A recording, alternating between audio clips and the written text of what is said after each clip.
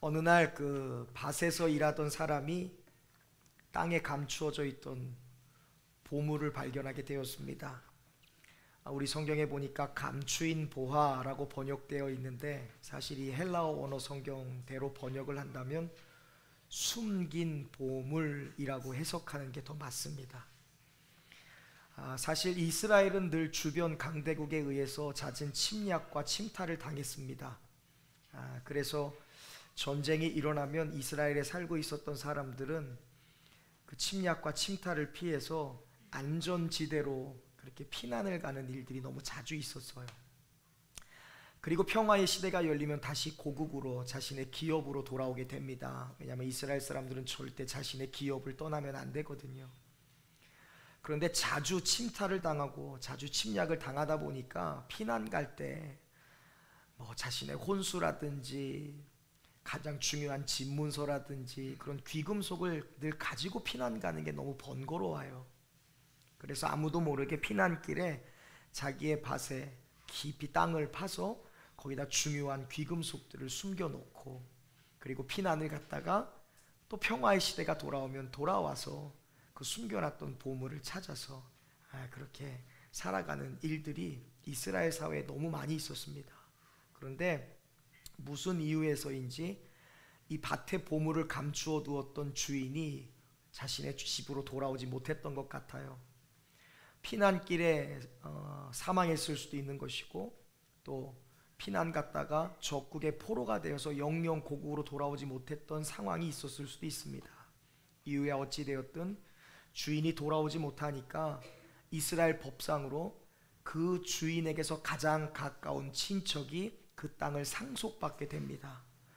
그런데 자기의 땅에 보물을 숨겨둔 것을 그 사람은 알 수가 없죠.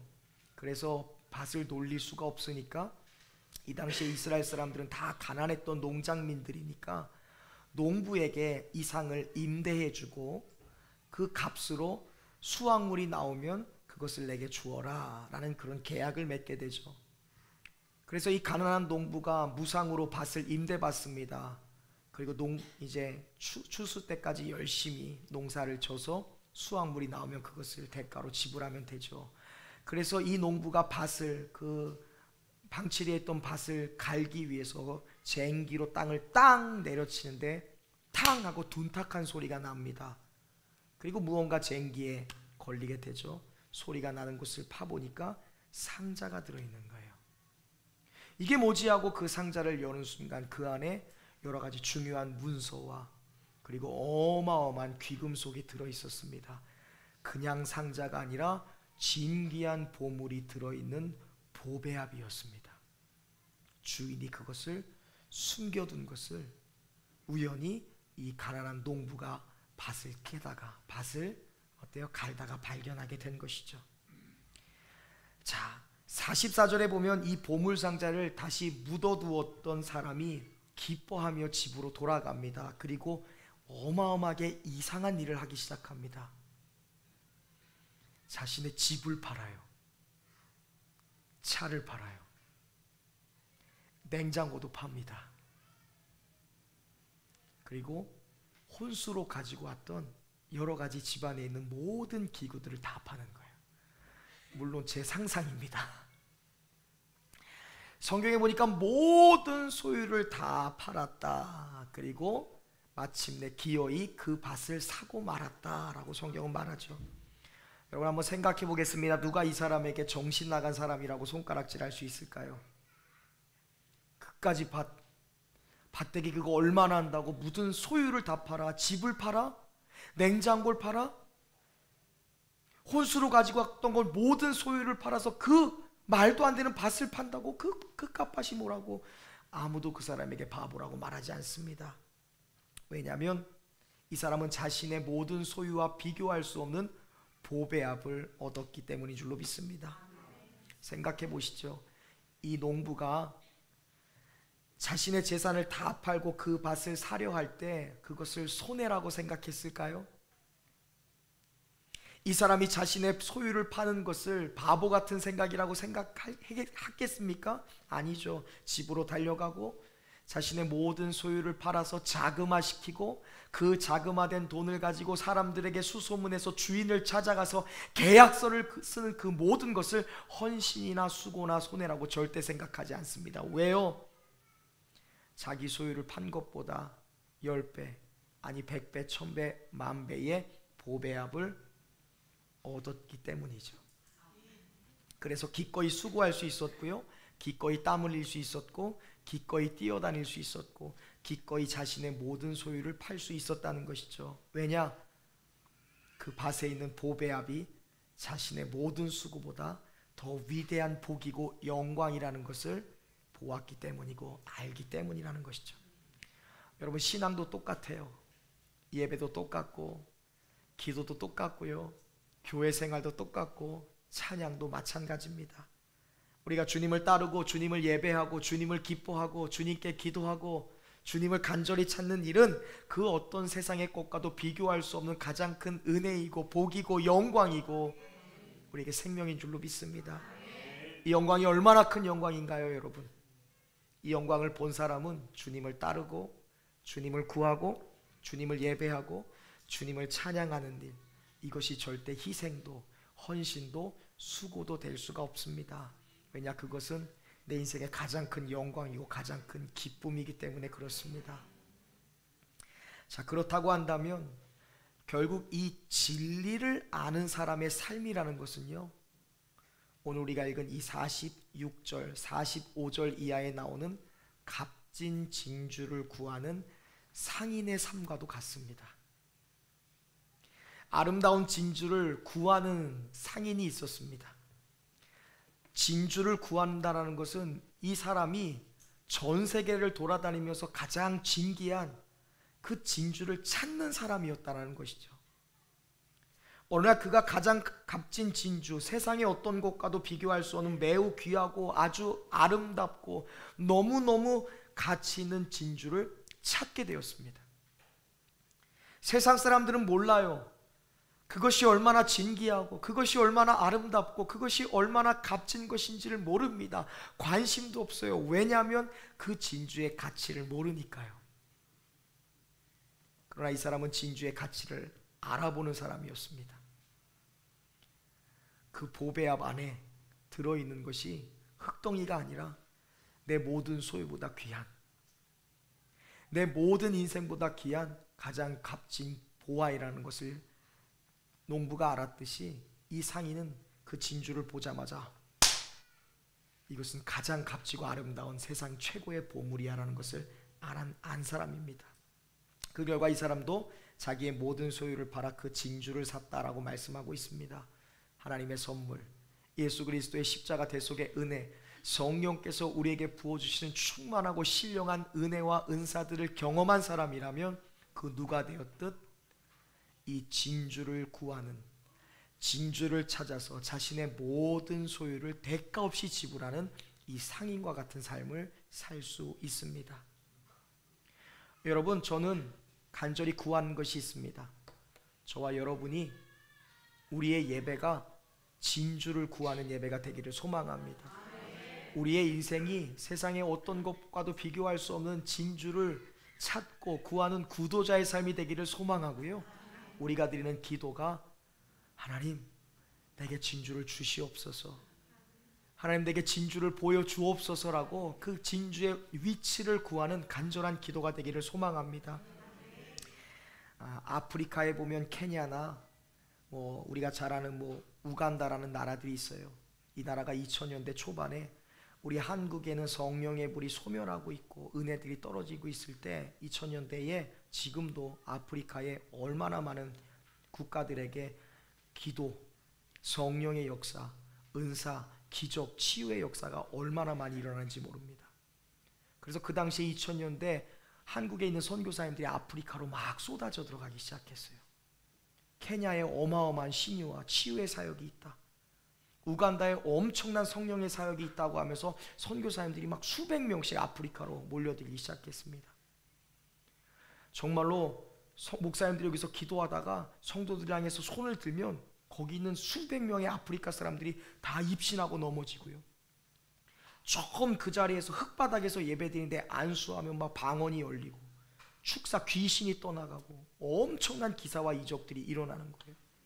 왜 그런가 봤더니요, 아프리카의 우간다나 케냐의 사람들, 미 전도 종족의 사람들은요, 예배가 있다라고 얘기하면 최소 반나절을 걸어서 오는 거예요.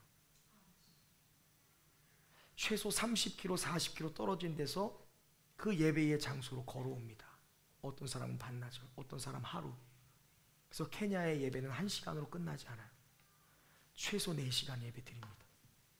찬양 1시간, 설교 2시간, 그 마지막 뒤에 또 찬양 기도 1시간씩 하는 거예요. 사모하는 자에게 하늘이 열리고 구하는 자에게 은혜가 부어질 수밖에 없었다는 것이죠. 여러분, 우리 이런 역사가 100년 전에 이 땅에도 있었습니다.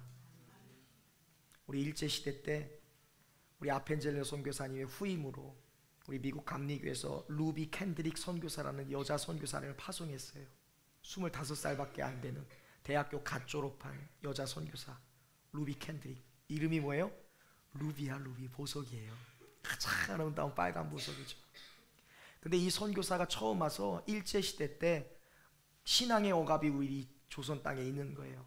근데 성도들이 복음을 듣기 위해서 아이들이 20km를 걸어서 예배를 드리러 오는 현장을 봅니다.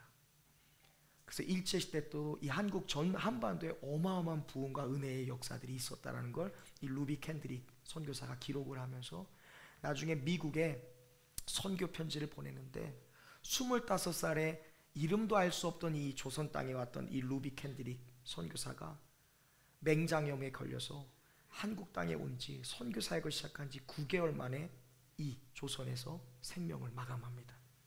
마지막 투병 때 미국에 선교 편지를 보내면서 내게 1000개의 생명이 있다면 나는 이 조선을 향해 20km를 걸어와서 예배드리는 이 조선을 향해 1000개의 생명을 바칠 것이다. 그리고 자신을 파송했던 미 남감리회 선교센터에 이런 얘기를 했어요. 청년들이여, 내가 죽고 나면 10명, 100명, 1000명씩 이 나라를 위하여 선교를 나와라. 이 루비 캔드릭 선교사가 왜 자신의 인생을 이 조선 땅에, 왜 이름도 알지 못하는 그런 사람들을 향해 자신의 인생을 바쳤습니까? 바로 자신의 이름 루비보다 더 귀한 성령의 역사, 하나님의 은혜에 대한 가치를 발견했기 때문에 자신의 생명을 드리는 일에 자신의 모든 목숨을 바친 일이 아깝지 않았다는 것이죠. 예수님은 누가복음 12장 33절에서 너희의 소유를 팔아 낡아지지 않은 배낭을 만들라. 곧 이것은 하늘에 있는 보물이니 거기에는 도둑도 들어갈 수 없고 좀도 생기지 못하느니라. 너희의 보물이 있는 그곳에 너희의 마음도 있느니라 라고 말씀하셨습니다. 사랑하는 성도 여러분, 보물보다 귀한 은혜의 가치, 진주보다 귀한 신앙의 영광, 세상 어떤 것과도 비교할 수 없는 예배의 감동과 기도의 감격과 찬양의 기쁨과 성령의 충만함이 저에게로, 그리고 여러분에게로, 그리고 이곳에 함께 예배드리는 우리 자녀에게 충만할 수 있기를 주님의 이름으로 축복합니다.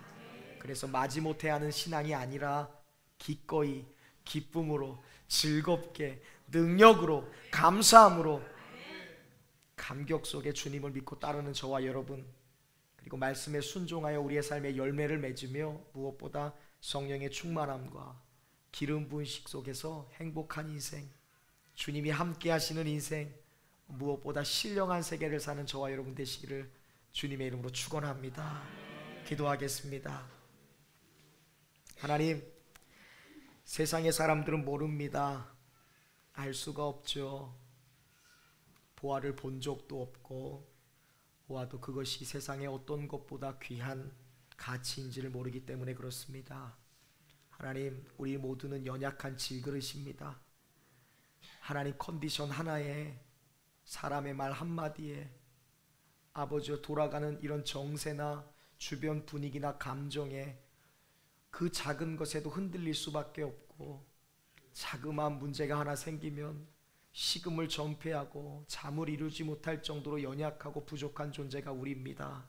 그러나 주님, 우리가 질그릇임에도 불구하고 하나님의 은혜로, 하나님의 사랑으로 지금까지 지내올 수 있었고 살아갈 수 있었던 모든 것은 내 안에 계신 보물 되신 예수 그리스도로 말미암은 것인 줄로 믿습니다.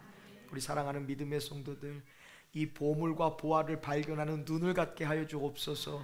우리 안에 내재에 충만한 역사하시는 성령께서 우리 안에 있는 이 놀라운 보물을 지키기 위해, 보물을 얻기 위해 아버지여 우리의 인생 가운데 소중한 생명보다, 나의 모든 소유보다 귀한 그 보물을 얻고자 하는 구도자의 심령으로 살아갈 수 있도록 인도하여 주옵소서. 2박 3일 동안 우리 교회에 성령의 은혜를 풀어주시니 감사합니다.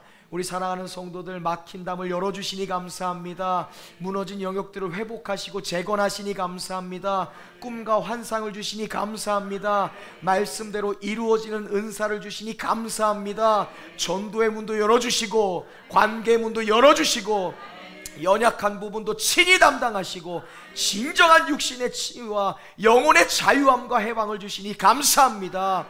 주여, 우리가 이 불씨가 다시 더 타오르게 하여 주옵소서. 성령의 기름과 충만함으로 보화 되신 예수 그리스도를, 보물 되신 하나님의 은혜를 온 세상 가운데 흘려보내는 우리 새로남의 백성들 되게 하여 주옵소서. 하나님, 우리의 예배가 보물을 찾는 예배가 되기를 원합니다.